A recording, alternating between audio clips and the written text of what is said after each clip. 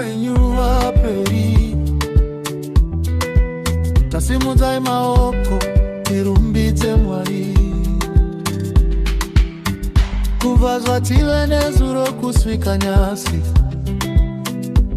makafamba nesu Jehovha wedu, mumiedzo, mumisodzi nemufaro.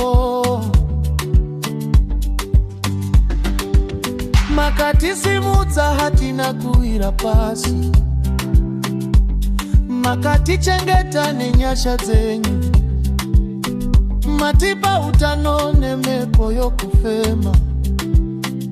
Zuva nerimwe taiziva muripo, ndokusaka tichiti tinotenda.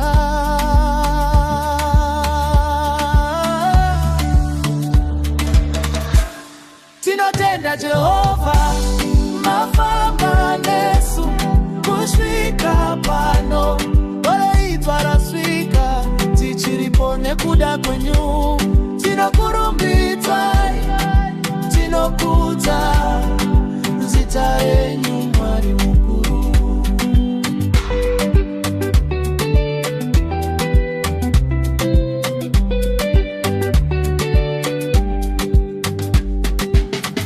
Vamwe vakasara munzira,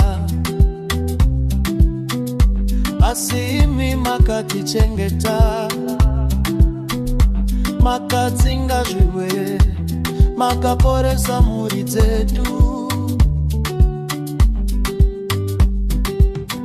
Zvatinazvo hazvisine simba redu, asi nyasha dzenyu dzisingaperi. Tichapinda mugore idzva tichivimba,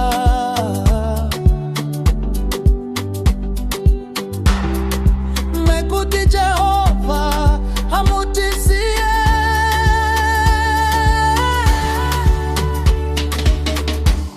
Tinotenda Jehovha, mafamba nesu kusvika pano. Oreidzwa rasvika, tichiripo nekuda kwenyu. Tinokurumbidza, tinokudza zita renyu Mwari mukuru.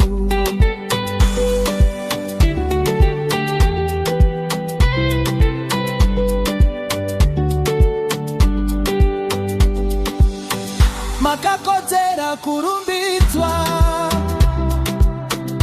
makakodzera kukudzwa.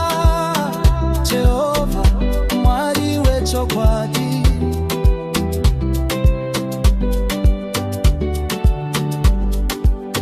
utano tinotenda, upenyu tinotenda, makomborero tinotenda.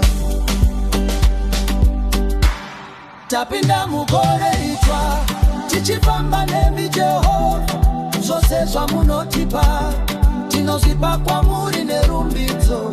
Haleluya.